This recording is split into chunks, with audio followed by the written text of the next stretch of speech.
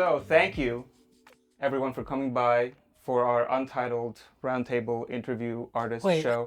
I thought Yet Untitled. Yet Untitled. Yet Untitled. We're probably gonna figure it out today, hopefully. It might What the just hell? turn Yet Untitled. Yet Untitled. I did like high dynamic range. Who suggested high I dynamic? think that was that was Natalie. me. Yes. Yep. Yeah, So- I mean, I think the biggest issue right now is that this is a round table, but we have a rectangular table. I know. I'm so really upset. already we're off to a terrible start, right yes. off the bat. Mhm. We'll have to talk to Picture Shop about doing Yeah. more around this. So I looked up everyone's LinkedIn's because I thought I was gonna give like some very praiseful introduction for everyone, but all of your LinkedIn's are like 10-page resumes. Oh boy. So I really didn't know like how to like summarize anything. So you guys are gonna do that work for me. Okay. Sure. So let's start with Natalie and we'll just go around. Okay, well, hi, I'm Natalie. I'm a trained motion graphics designer and visual effects compositor. I am co-secretary on the board with Visual Effects Society of New York, and I'm currently working with TEEDS in Manhattan. Nice. What is Teats? They do a lot of analytical work on an international level. I mainly do work in video and motion graphics production, and I'm happy to be here. Nice. And teeth as in mouth teeth. TEEDS as in, I believe it's short for technical leads. Mhm. Okay. Ah, okay. Yeah. See? If you make any weird comments, we will edit them out. That's not a weird comment. You know, I'm there's a I'm lot just of talking to ESL Oz. people I'm, in visual effects that needed like. yeah. hmm Nick, you want to? Hi, I'm Nick. I enjoy long walks on the beach, Nice. and that's actually a lie. I don't really like the beach. Oh no. I know, I right? remember. I'm going off to a great start. Okay, so we're doing this with 4 people. So my name's Nick. I'm primarily a visual effects compositor at this point. I run the gamut between different jobs, between motion graphics, visual effects supervision, comp supervision, technical direction. I also teach at the School of Visual Arts, and try to do a little bit of everything. That's my general background.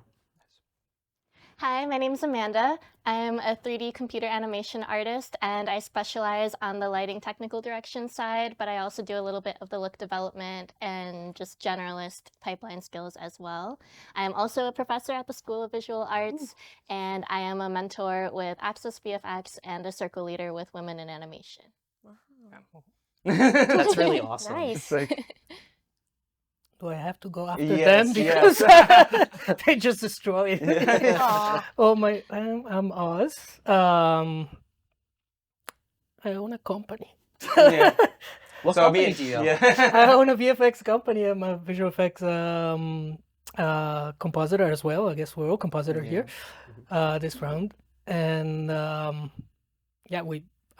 one of the owners of Garius. I don't teach at SBA because they never call me. You sub for my class sometimes. I do though? sub for classes, yes. Yeah, So if you need nice. another sub Oh, Yeah. teacher, I'll It's hit like- you up. The so yeah, I'm our tour. Me and Oz are partners in Garius.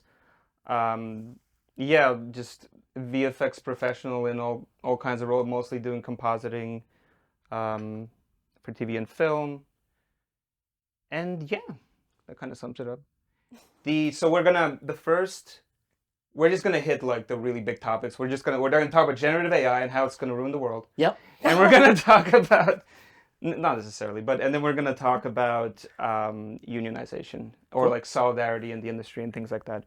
So the first thing we're gonna discuss is I don't know about any of you guys, but like when I talk to my parents or like a lot of my friends and I ask them like it's like what like try to explain to them what I do. I'm an editor or a graphic designer, there's never really a strong grasp of like what we do.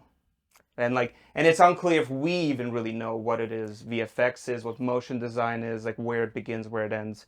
So I'm kind of curious to see what everyone thinks. Like what is your kind of idea of what it is we do? would you explain it in common terms, basically? How would you explain it in layman terms, or like what do you think, based on your experience, is visual effects, motion design, digital art, all that jazz? For sure. Yeah. Amanda, you want to start? Go, Amanda. You seem like Yeah. You're chomping at the bit. You're ready. Yeah. I'm always ready. Let's go.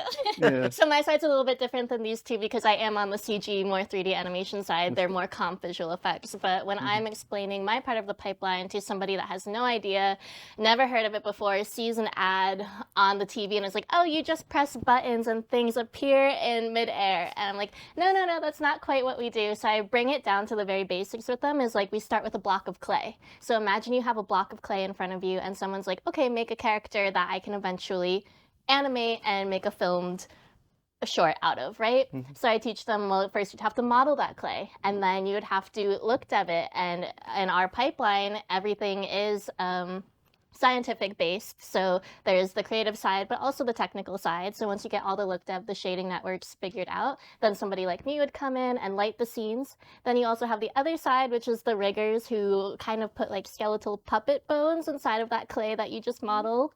And then you have somebody that moves those puppet bones around. They're called the animators. And then after all those steps, it would go to somebody like Nick who would be like, okay, let me take all of these wonderful, beautiful images that you made, composite them, do all of the coloring, final touch work. And that's a very, very short essence Yeah, like of a what really- we do. Yeah. Does anyone want to bounce off that? Yeah, I mean, I think that's, you know, you said it better than I could ever say it. What I want to just point out is that, like, what you brought up too, Artur, was that, you know, parents, loved ones are like, well, what do you do? That kind of aspect. And like, I for sure am still a graphic designer or web developer in everyone's head. Right. And whenever I try to explain further to my parents, I'm like, oh, well, I worked on a movie with Al Pacino. The next question is, oh, what's he like? And I'm like, well, no. I got to back up. Like, I'm working in post-production. So everything that I'm doing is shot and we're working on it after the fact. There's obviously parts of our process that is involved in pre-production as well. But I do think that there is like a media literacy issue that wasn't prevalent like even 20 years ago, back when DVDs were really big and people would pass around special features that explained what we did a little bit more in a kind of flashy way, you know? And so now it's kind of the exciting part that we get to kind of talk about it. For me, what I do is called compositing. And it's a lot of, you know, taking multiple elements and combining them together to make one final image or multiple images, make a moving. So the easy way I explain it to people is like, it's like Photoshop, but in motion. That's what I do for a living. Yeah. That's actually pretty good. That I'm going to is. steal that because that kind of, yeah. It People kind know of gets... what Photoshop is. Yeah, they're like, oh, that's Photoshop. Like, Like we all know the Kate Middleton stuff right now. With, Yeah, like, the yeah. images being photoshopped, and so like people are in that world. Exactly. It's like kind of like the world stopped at like the Adobe products. Yeah, And then everything that happened after that is just like a dark art and black magic for everybody. for sure. Natalie, do you want to go? I was going to say, I like the way that you described the process of CG because what it speaks to is having a strong foundation and working from the ground up.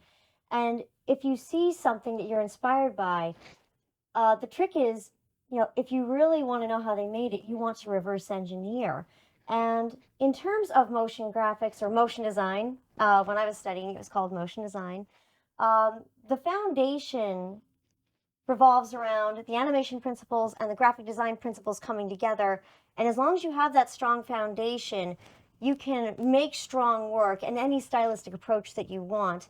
The same could be said for visual effects because both approaches, motion graphics, visual effects, they're quite broad and they keep evolving. The applications for motion design and the applications for visual effects they just keep expanding from this point on, because not only do you have, you know, visible effects, you know, what people typically know, explosions, you know, all and the like, you know, adding backgrounds in and all that kind of stuff.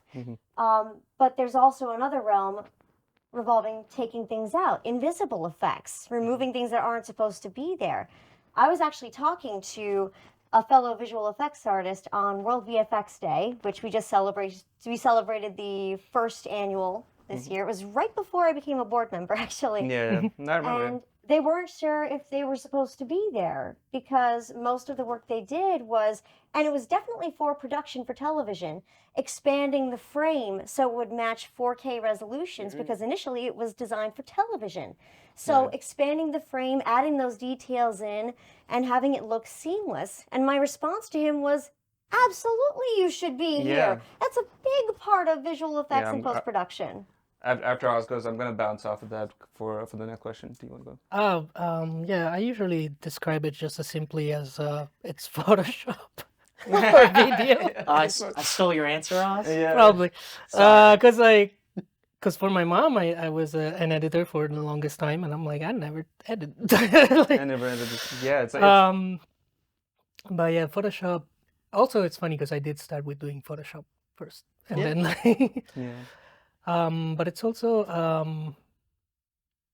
it's kind of funny because I think it's funny that everybody kind of knows Photoshop, but people don't know that photos were actually composited even before, like Yeah. when they were shot on film. Yeah. Like, Yeah. maybe like they did double exposure, one Yeah. for the sky, one for the people. There's a visual effects world before digital. There's a visual effects Yeah, world that before is a- digital, yes. Just in like still photography. Yeah. And it's very fascinating. Yeah. But for some reason, people don't know about that one. But Well, they all it's know a- about Photoshop, Photoshop for video. Like the thing I wanted to bounce off of is that the reason I asked this question is because we're in this kind of moment of like trying to find solidarity and unionization in what we do. And like what we do is super broad.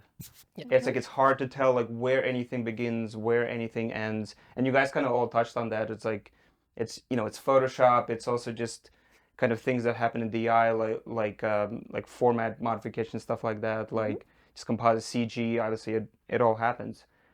So that's kind of my next question is like where would you so in a world of like a VFX union, in a world of like or like a trade association, whatever you even want to call it, where would the lines be drawn, do you think?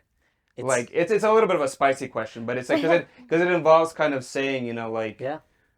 who gets to be in, like it's Right. like, yeah like, Yeah, I mean it's definitely a spicy question. I feel like if I say the wrong thing here, I Yeah. might, be burned at the stake by multiple different Right. parties. But what I'll say is that I think in terms of unionization, there is a little bit of an effort right now to get certain studios unionized. The earliest ones that are doing it are kind of show side, like client side vendors, and I think the work they're doing is really great.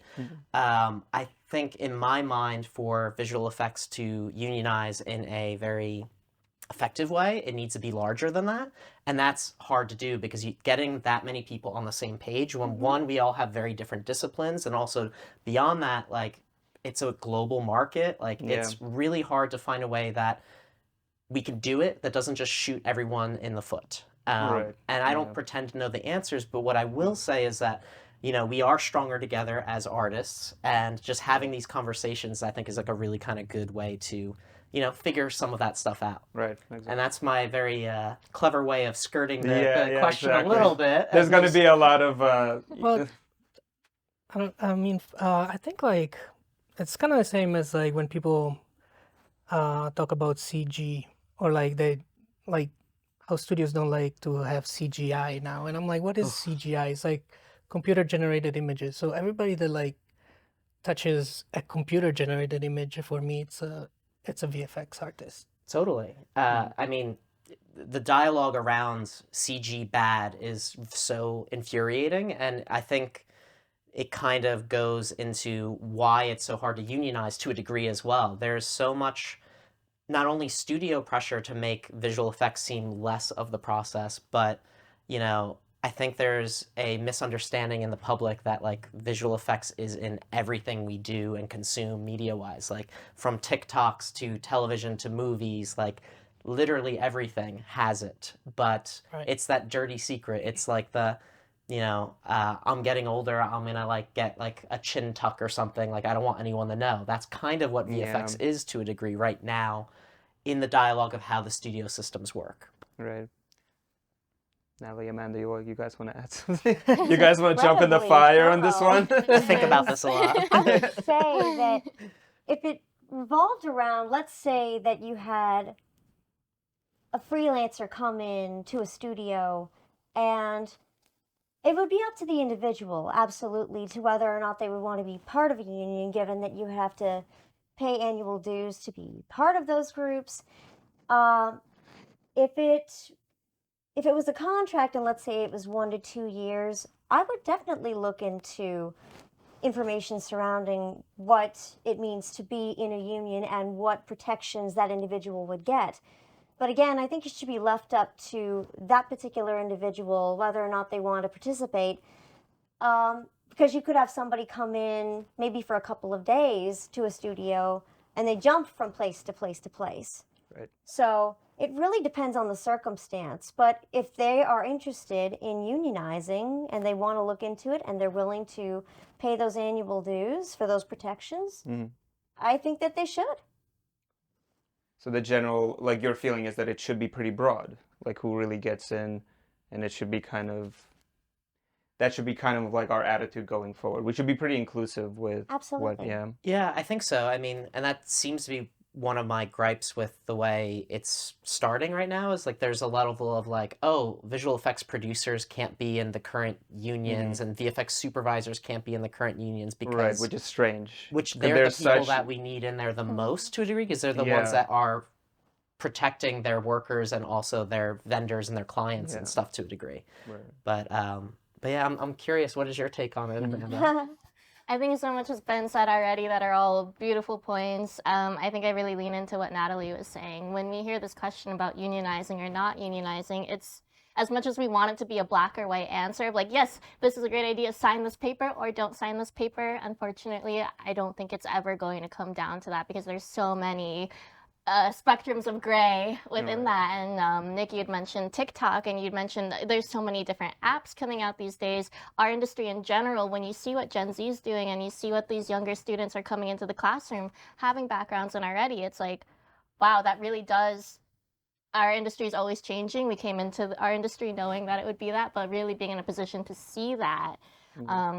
So as far as the union, it's never going to be a one and done set deal. It's always going to change. But I do believe that it is up to, your own personal free will and choice. And we are stronger together. So if that option were to be there and that person, same thing with SAG actors, whether they want to unionize or not, that option is there for them. For VFX, I think maybe one day we will have that option. And if a person wants to join, then all the power to them to be able to have that choice for themselves to do it. Yeah.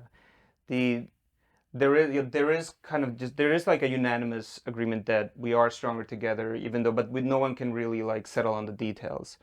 So historically, there has been movements, right? Like we had like the green thumbnail after Life of Pi. Sure. I think before that, around the time when outsourcing to Canada became more prevalent, there was some movement to basically lobby Congress to pass some tariffs and some regulations to control that kind of outsourcing. So there's been all these movements that happened, but it seems to always be kind of difficult to find solidarity between everybody. Like it's kind of hard for us to come together. So why do you guys think that is? Like what? I have my theory, and it's probably really wrong. But it's kind of like this industry is, it's old at this point. Yeah. We've been around for so long, it doesn't I think visual effects attracts a lot of because it's, as you said, it's a bit of technology and it's a bit of art, so it attracts a lot of like nerd introverts that are not really good at like speaking out for themselves, or they don't want to be bothered too much. Like, or perhaps they don't know how. They don't know how to approach probably those don't know how issues. either. There's no structure in place to even do it. Yeah. Yeah. So like that's my mostly wrong. Well, no, I don't think that's totally off because it is kind of like. I mean, there's a lot of like there's a lot of VFX supervisors though that are very like outspoken, but yeah, because I always like think of it as like, it's fair to say that like SAG like actors are gonna be outspoken. I don't think they have any qualms with that just based on their profession, but we're not exactly in that. Like, we kind of sit in caves a little bit, you know? To a degree, yeah, we're not at the forefront of being around everyone when they're shooting or whatever it might Right. be, so we're a little bit of an afterthought, not in a bad way necessarily, but it kind of manifests in that a little bit. You know, the other thing I just want to say to these points that are being said are like, you know, another unionization effort that happened in like, I want to say the mid 2000s, there was a company that will remain nameless that artists started passing out union papers and they were going to vote on it and stuff, but the narrative around it that spread from the higher ups and was regurgitated by everyone was just, oh, the union will be bad for us because it means we're going to make less money, we're going to, all the work will get outsourced out, like all these talking points that are always kind of said when the idea of unions come up. And I think that as artists, like, I think, you know, we don't know. Like, we've never been in a union. At least I've never been in a union. I don't know exactly what all these things means, and it's scary to a degree. And so if I'm at a impressionable age and someone's telling me all these things, I might not be as encouraged to either unionize or to, you know, even communicate with my, you know, fellow There's workers. a fear to even have this conversation right Have now. a Totally. candid discussion revolving around what the pros and cons are Yeah. of that kind of idea. I think that if it were me and I were hearing something like that, the first thing I would do is research what the benefits are and what the theoretical idea of a union, what it's supposed to do, and how it's supposed to benefit those within it. That's just something I typically do with anything, really. You know, not necessarily take things wholly at face value, step back, hear what they're saying, understand why they're saying it, but then evaluate it later on and come to a decision about, okay, well, what were they trying to tell you? You know, it's tricky with visual effects though, because it's like you kind of get into a feedback loop with the question and then the answer. It's like, oh, well, they're saying this because they think, oh, everything will get outsourced. But then if it gets outsourced, then like we don't have work. But then if we don't have work, like it's like this weird, like kind of like Ouroboros of just the same talking points for the past 20 years that you can research, get an answer, but then also be like, I actually don't know where I stand on this right now. Well, if anything, I would say after the pandemic, outsourcing has been more normal. So they're gonna outsource anyway. Sure, and you know, I like also I've seen don't a lot think- of roto outsourced. Sure, you know, and I also don't think outsource is always like a dirty word or a bad thing. I think it's great that we can be in a global market and work with the right artists across the globe. But at the same time, when it's done for just, hey, we're going to try to save money and cut costs, that's when I think we run into these kind of issues and such. Amanda, do you want to add something? Amanda still has not relaxed. I think I was still focused on the first question that you asked, which is why is it so hard for our industry to come together? And then it kind of went. We like. So I'm going to circle it back to your original question, if that's please okay. do. Great.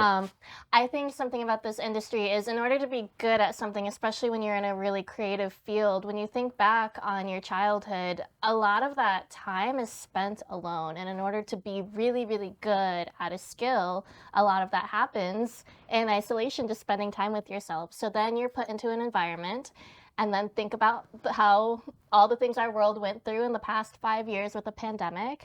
So you have these people, one, who are introverts and maybe don't have as advanced communication and social skills. And then you also have a whole generation of people coming in who were in high school and didn't have that communal setting, and they could turn on their camera or not show up to class at all, for a matter of fact, and they're put into this arena. And it's almost a little bit destabilizing because it's so foreign to them versus when I started in the industry. Pandemic happened 2 years after I had started, but at least I had that opportunity of going into the office and meeting people. And I was a freelancer, so I got to go to many different places and meet so many different people and learn so many skills at once. But even in that experience, I've always considered myself kind of like the black sheep of the VFX industry, because when you look at me, I don't necessarily look like what a visual effects artist would be. A lot of the mentors and leads that I had would be like, oh, this is my buddy. That's what they would I'll call them my Yeah. buddies from 10 years ago, we wanted to start a business together, so we did. And I was like looking around at all the people around me, they and I'm are. like, And here we are. I'm like, I don't really have There's a pattern. buddy. You know, so there's so many times where I felt isolated even having the opportunity to be in person, be in a community, because to be honest, like when I was 20s, in my young 20s, the 40, 50-year-old dad didn't want to ask the young 20-year-old girl to go and get lunch with him and his buddies, so I would be left Right. alone. Which is, you know, like I'm not saying that in like a victim way, but that's just the reality of what I Totally. experienced. So yeah, being the black sheep, I definitely have felt that a lot. And I know that I'm not alone in that experience when I talk to my mentees coming in, when I talk to other females in the industry. So I think just hopefully one day advancing the idea of what VFX can be and making it more accessible to people. That's all about the mentorship that I do with Access VFX and Women in Animation.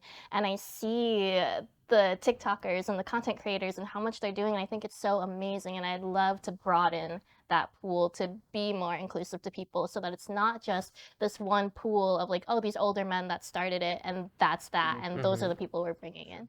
So, Amanda, can you explain what Access VFX is? Yes, Access VFX is an online mentorship program that allows potential mentees to be paired with a mentor professionally working in the industry, and it's specifically focused on students or just young adults in areas that have less access to institutions and colleges that would normally teach these skills. And it's very one-to-one, individualized based on what that mentee wants to learn. Cool. Okay, so one of the things, so there's a lot of conversation obviously about generative AI. It's advancing like every week. It's slightly terrifying. Something that I was reading about recently is kind of this backlash against DeviantArt and ArtStation, because for many people, they feel like they're kind of complicit in a lot of what happened. So my first question is, continuing question is, do you guys have or had ever a DeviantArt or ArtStation? I never did. I never did. I don't know why. I did like painting, like oil painting. I was just, for some reason, not very digital when I was in that world. But what about you guys? Well, I did have one as a student. I was on there to take inspiration from the art community, see what people were doing, and if they did something that I thought was fascinating or inspiring, I would try to reverse engineer and see if I could recreate the textures that they were putting together, you know, things like that, you know, just sort of looking at the artists around you and wanting to get stronger because of them. Yeah. And I know that there was a backlash surrounding both websites. I'm not sure what the verdict is on that. I think that I'm not exactly sure what happened as a result of that. I know that artists on the platforms were not very happy about the discovery that their work was being used as part of a database. And I think that transparency, you want people to know what their work is being used for and to be comfortable with it.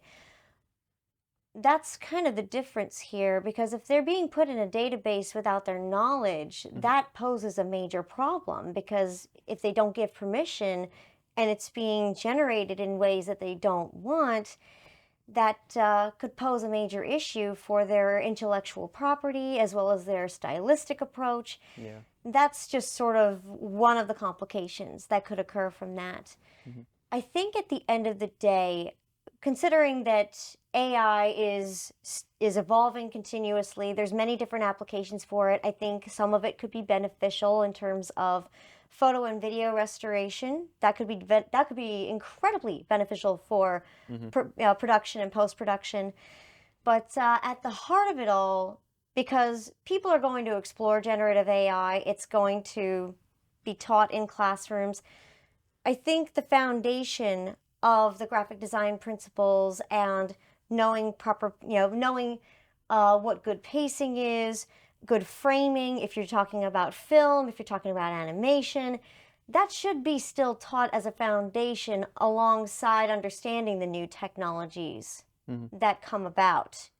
Yeah. At least that's my take on the evolving. I was watching this YouTube video yesterday. I didn't finish it, but it was a bunch of illustrators basically not complaining, but like their main issue is that all this generative AI images websites, they basically can copy their style.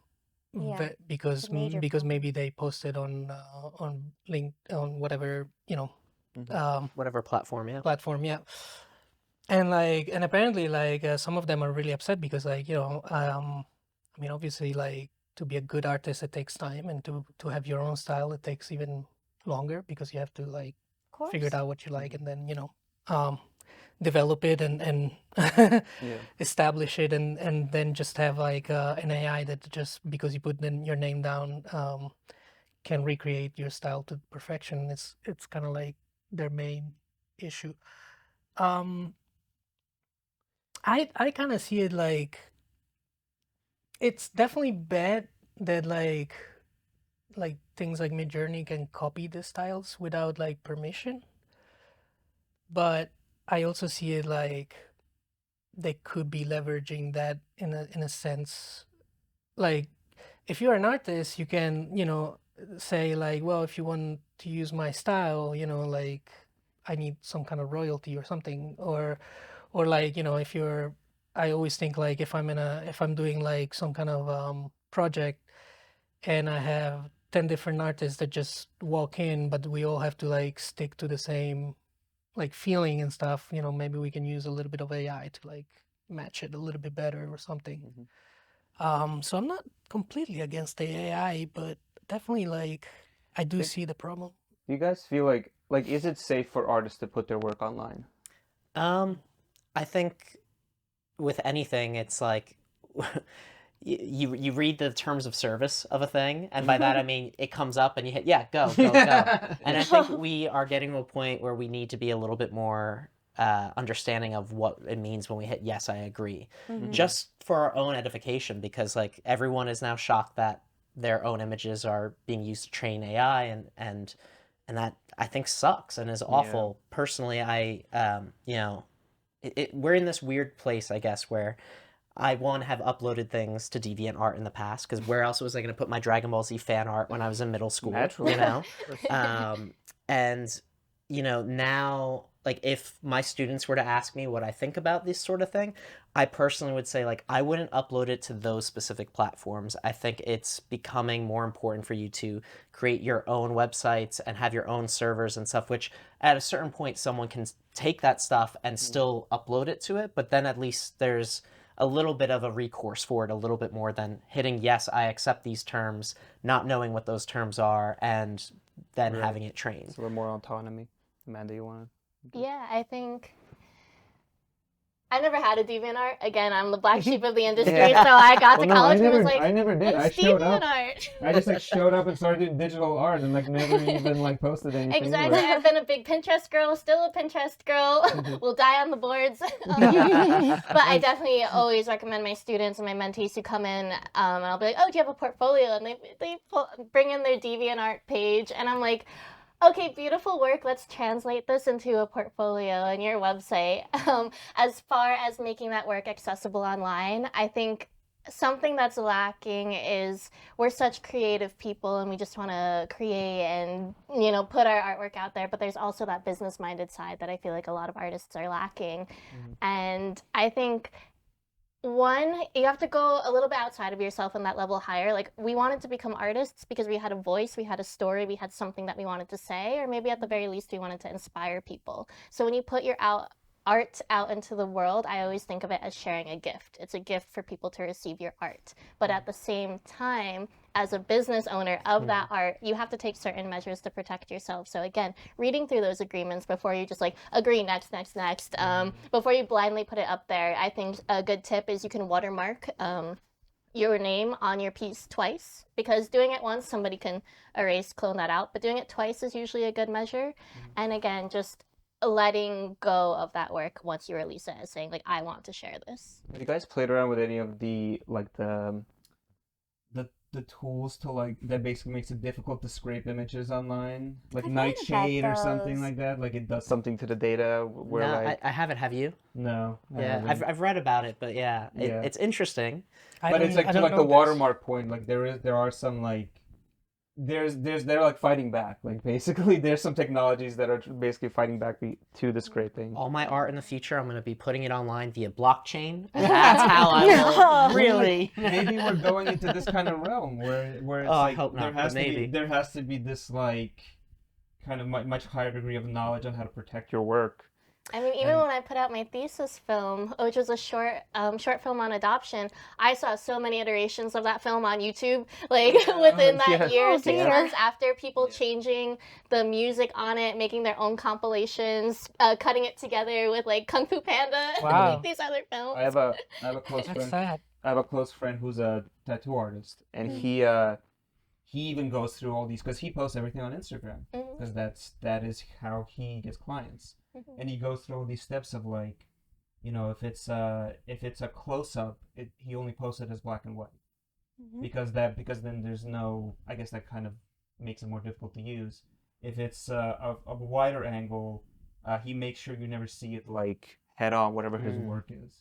So they're even in the tattoo world, they're starting to take all these steps to kind of protect their work, and because you can't escape you can't really not post anything. I mean, it's an interesting thing just because it's like, you know, one, theft is like one of the highest forms of flattery to a degree, but at the same time, we're moving into this territory where theft is now, you know, literally training these models that I don't think will replace us as artists, but a lot of short-sighted business people want that to replace us as artists.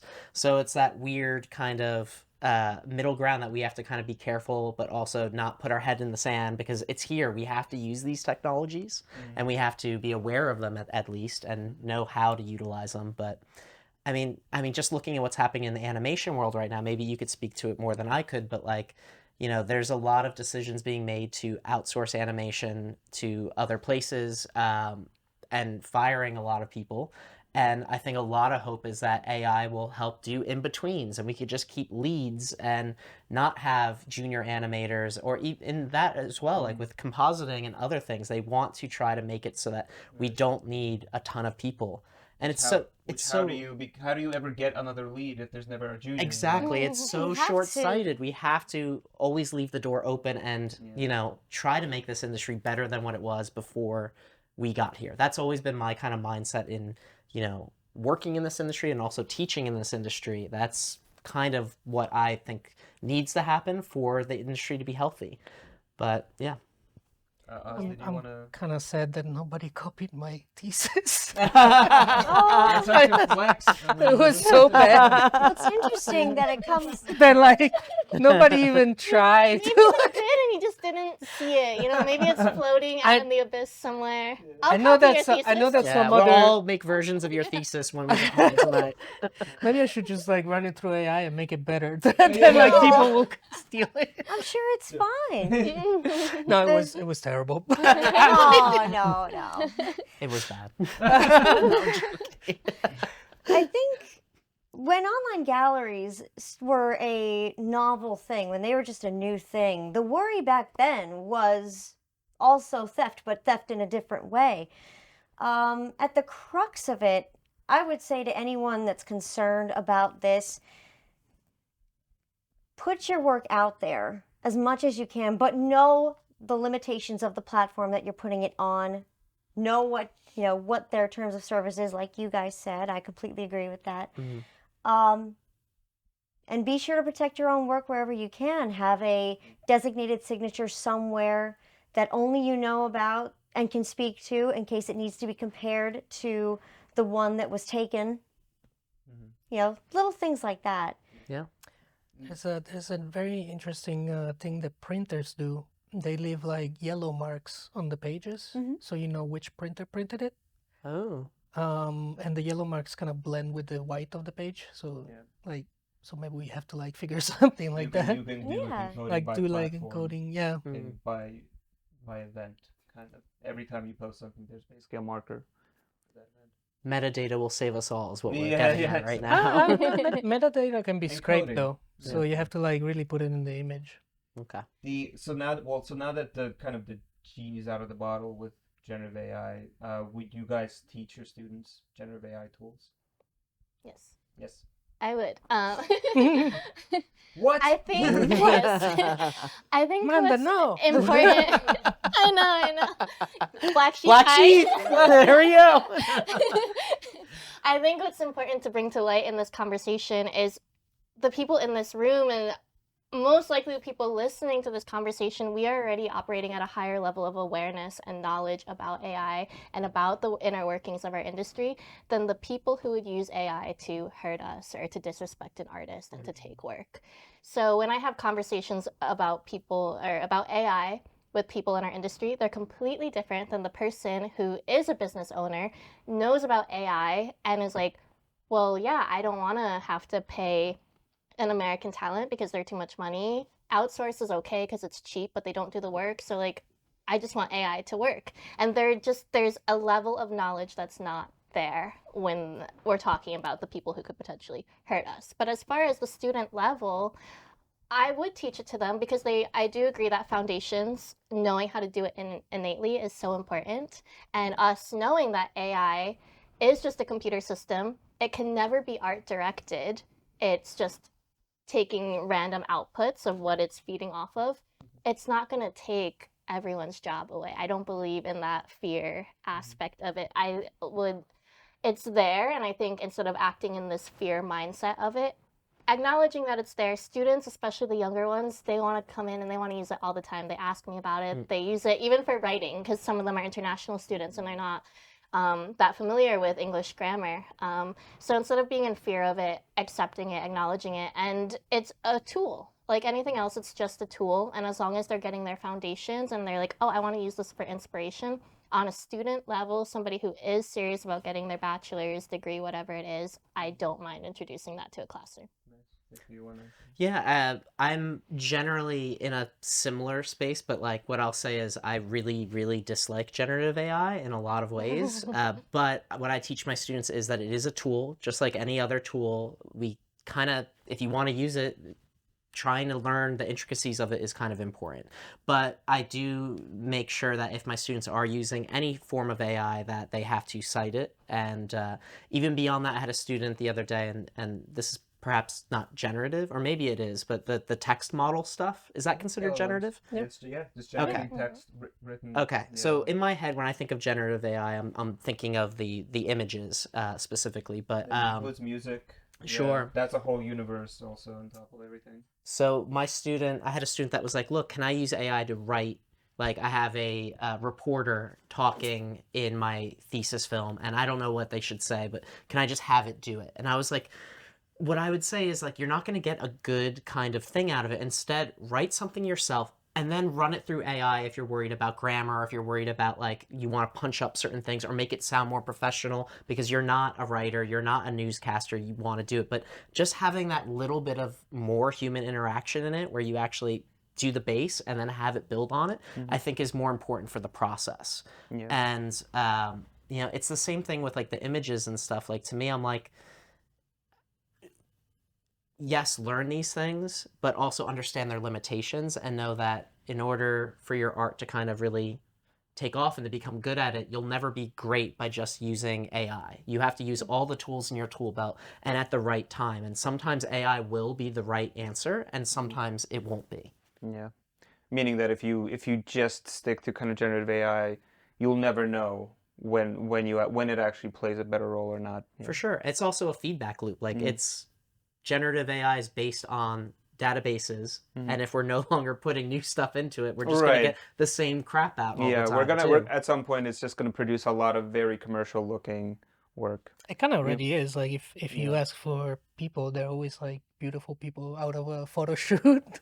I had a problem like that once where it was I was trying to just like prompt, like it was something like that. I was trying to prompt people, but I wanted people that looked like people because I wanted to do like a photoreal kind of just like a normal photograph, and I couldn't get anyone that didn't look like a model. Yeah.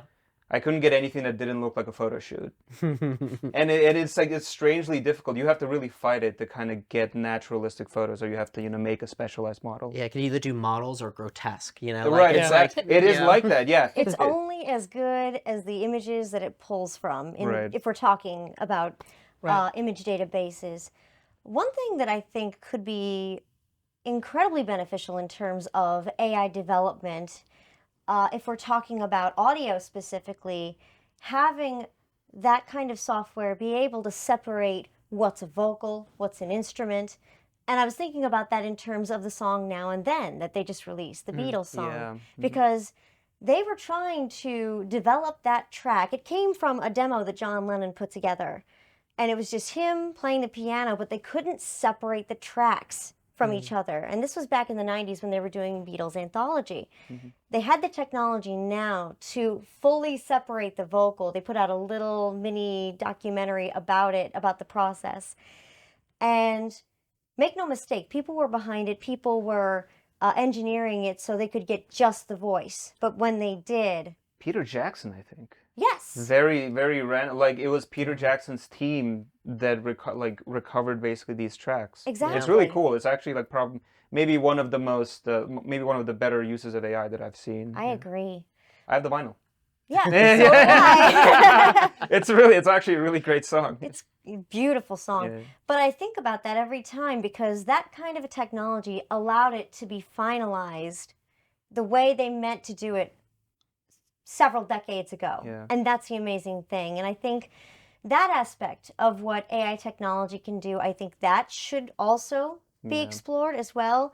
There are clearly possible problems that could come about based on the databases that AI pulls from, but there's also a lot of innovations that could allow for the production process to go further than it is now. And that's, Right.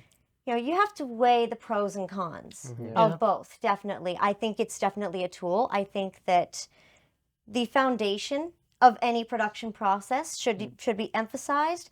The exploration should certainly be taken into account, knowing what it can do and where it can be beneficial, but also knowing at the end of the day, what makes you a strong artist, strong designer, strong sound mixing artist, regardless of what your focus is. Right.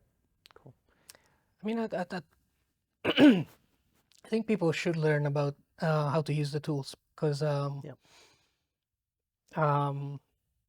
mean, I imagine, before like Nuke, like when Nuke came out, probably like everybody that was doing Flame was like, "Oh, my job is There were dead." haters. Like, Oh, There yeah. were No. haters. I mean, yeah. there still are. You go to some of those flame groups. Yeah. yeah, they're probably like, now everybody can do compositing, on any Intel machine. Like, Totally. I mean, Yeah. historically, if you look at every kind of big push in not only visual effects, but just in technology, there has Anything, been really. a pushback on things, whether it's, the internet the or whether it's... typewriter also like Yeah. was pushed back by. Yeah, I mean, even going that Computers. far back to typewriter, for sure. It's like... But what I'm mostly excited about the AI, it is the tools to like to create like depth images out of just an image, or to like cut people out of a frame, or what else did I use? Oh well, the one to scale up the images I used a lot. Restoration. Yeah, because I have a lot of like old images like with very old cameras that are very like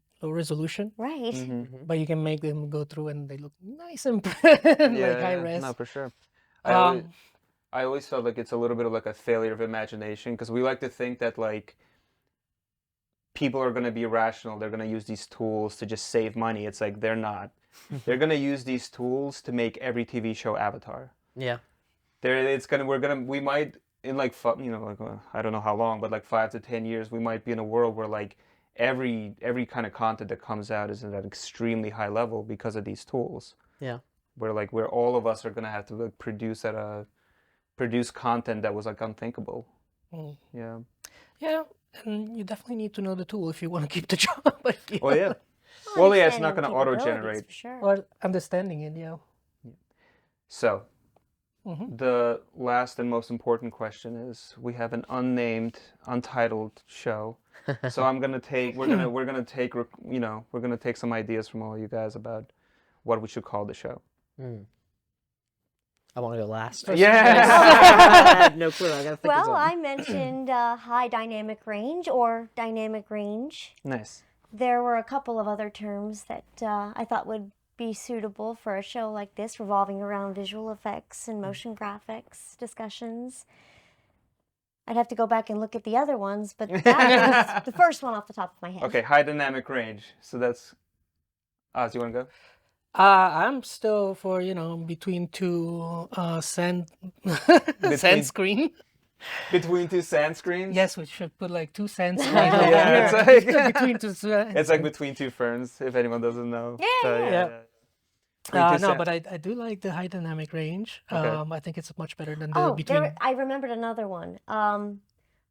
Artifacting. artifact. That was Artifacting, another one. cool. Yeah. But yeah, I remember that one too. I don't know. I think that the dynamic range was a good one because we want to have a lot of discussion about different kind of topics that revolve around. Sure. All right. So 2 votes for dynamic Yeah. range already. Okay. Amanda, Nick. Nick's going last, obviously. Well, you already called it. I can jump in if you need time to think. So.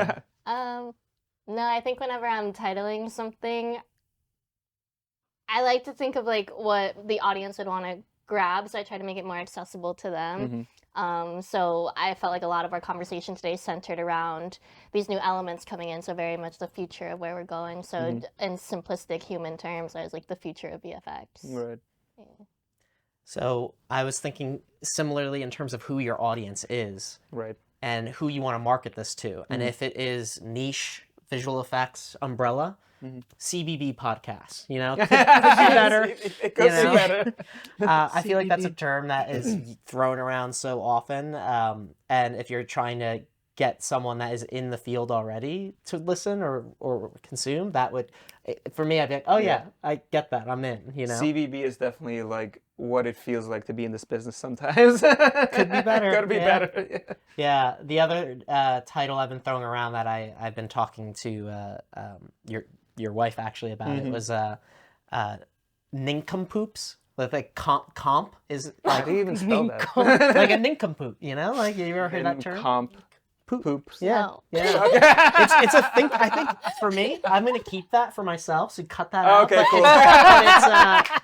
But I think it's a segment. I don't think it's a title for a full podcast or Okay, something. cool. I think it's All like right, That's we a won't do spin-off. nincompoop. if you want me to come on every so often for the nincompoops. There you go. Yes, we'll have a special Or wait, segment. should it be Nick Nick, yes. Done. Yes. Figured Wait, it that out. could be your new Instagram series. Okay, yeah, I gotta get the name We're right just now gonna. and stuff. I'm just gonna film you Yeah.